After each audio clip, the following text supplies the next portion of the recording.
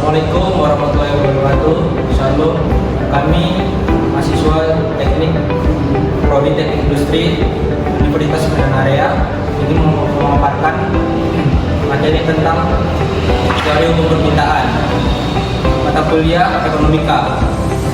Bersama aku Ibu Insinyur Deni Seragan MSI.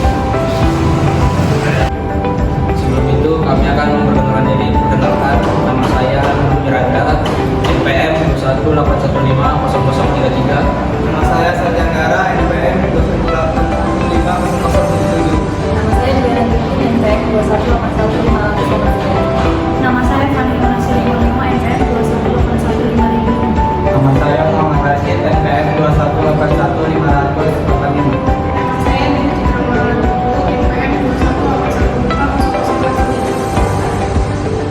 Baiklah, pada kesempatan kali ini kami akan mempresentasikan hasil dari diskusi kami yang berjudul Hukum Permintaan. Ringkasan topik yang kami bahas yaitu definisi permintaan, hukum permintaan, faktor-faktor permintaan, skema permintaan, fungsi permintaan, contoh kasus permintaan. Sektor industri dapat berlangsung karena adanya permintaan atau demand produk yang berasal dari para pelanggan atau konsumen. Setelah permintaan muncul, akan ada proses supply atau penawaran dari produsen. Artinya, baik supply maupun demand adalah konsumen penting dalam keberlangsungan industri. Bahkan, keduanya juga dijadikan bahan pertimbangan utama dalam merancangkan suatu proses produksi. Bagi para pelaku industri yang menerapkan proses produksi dengan konsep make to stock, menentukan jumlah permintaan produk dari konsumen jadi hal yang sangat wajib dilakukan. Hal ini tentu gunanya mencegah terjadinya kelebihan stok produk atau overstock. Kelebihan produk tertentu bisa mengakibatkan banyak kendala, seperti gudang penyimpanan menjadi cepat penuh, tambah biaya penyimpanan, dan kerugian jika produk tidak berhasil terjual. Jadi dari sini, kita dapat mengetahui permintaan atau demand adalah semua produk, baik barang maupun jasa yang dibeli dengan kisaran harga tertentu. Produk yang dimaksud dalam hal ini dikaitkan dengan berbagai kebutuhan manusia. Permintaan sendiri memiliki hukum dasar yaitu saat harga dari suatu produk mengalami kenaikan, maka permintaan terhadap produk tersebut akan mengalami penurunan. Kuantitas produk yang dibeli oleh konsumen dengan harga yang cenderung lebih tinggi tentu akan mengalami penurunan saat produsen menaikkan harga produk tersebut. Artinya, orang-orang cenderung akan menahan keinginan untuk membeli suatu produk apabila harganya lebih mahal. Tidak hanya barang, konsep dan hukum permintaan ini juga berlaku untuk pemilik usaha di bidang jasa.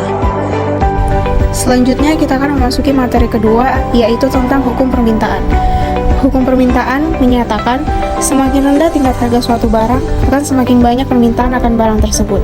Dan sebaliknya, semakin tinggi tingkat harga suatu barang, akan semakin sedikit permintaan akan barang tersebut. Contohnya adalah saat harga minyak goreng naik, permintaan akan menurun. Akibatnya, konsumen akan beralih ke cara dikukus. Dan sebaliknya, jika harga minyak goreng murah, permintaan konsumen akan membludak dan konsumen akan berbondong-bondong untuk membeli minyak goreng. Yang kedua adalah definisi lain hukum permintaan. Hukum permintaan menyatakan jumlah barang atau jasa yang diminta berbanding terbalik dengan tingkat harga, dan faktor utama dalam permintaan adalah harga, sedangkan yang lainnya dianggap tetap atau ceteris paribus. Selanjutnya, beberapa barang yang hukum permintaan tidak berlaku. Yang pertama, barang spekulasi, misalkan emas, saham, dan tanah. Semakin tinggi harga barang-barang tersebut, maka permintaannya justru akan semakin meningkat.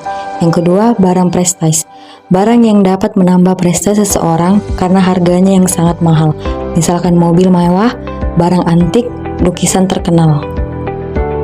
Faktor-faktor yang dapat mempengaruhi tingkat permintaan.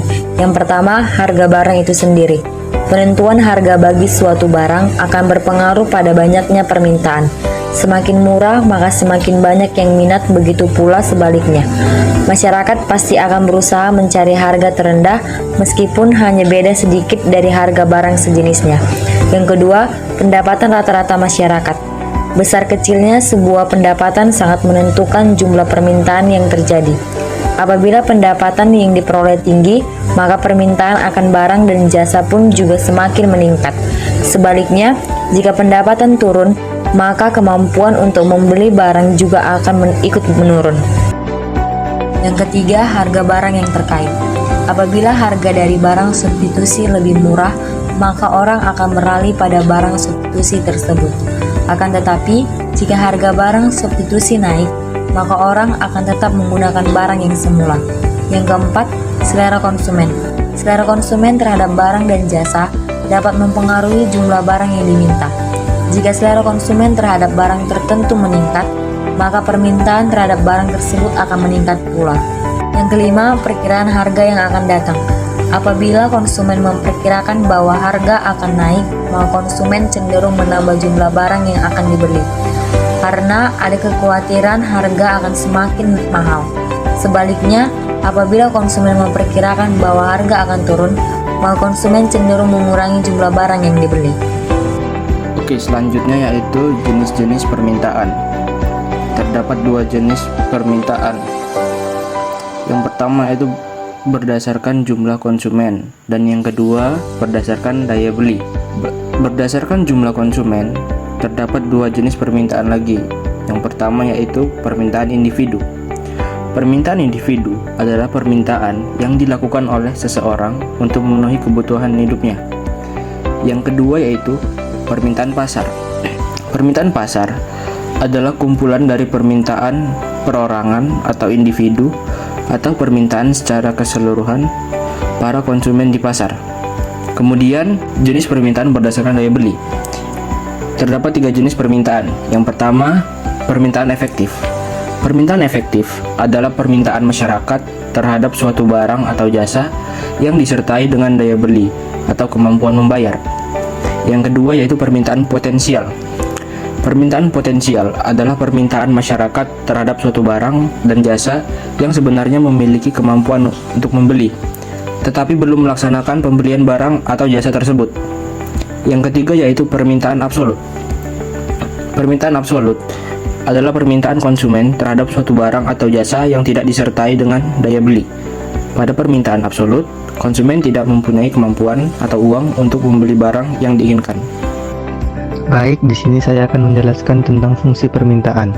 Fungsi permintaan adalah persamaan yang menunjukkan hubungan antara jumlah suatu barang yang diminta dengan faktor-faktor yang mempengaruhinya. Fungsi permintaan adalah suatu kajian matematis yang digunakan untuk menganalisa perilaku konsumen dan harga. Fungsi permintaan mengikuti hukum permintaan, yaitu apabila suatu barang naik, maka permintaan akan barang tersebut juga menurun, dan sebaliknya apabila harga barang turun, maka permintaan akan barang tersebut meningkat. Contoh kasus permintaan. Yang pertama itu harga sirup saat hari besar.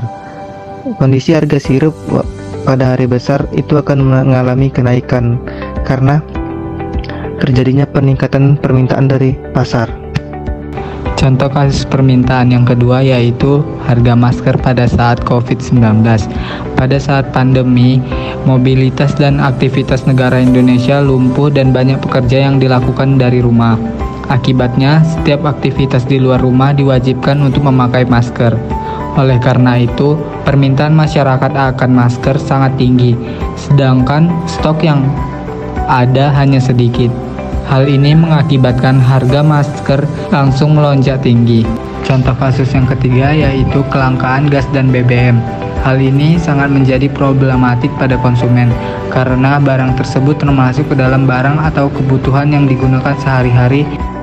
Untuk menstabilkan permintaan pasar, hal yang harus kita lakukan yaitu menjadi smart buyer, yaitu menentukan list barang apa saja yang memang dibutuhkan dan dapat digunakan dalam jangka waktu yang panjang. Demikianlah hasil pemaparan materi kelompok kami mengenai teori hukum permintaan. Saya mewakili teman-teman saya pada kelompok ini mengucapkan maaf jika ada kesalahan dalam perkataan saat bertutur kata. Akhir kata, hidup kesepian tanpa kekasih. Sekian dan terima kasih. Assalamualaikum warahmatullahi wabarakatuh. Shalom.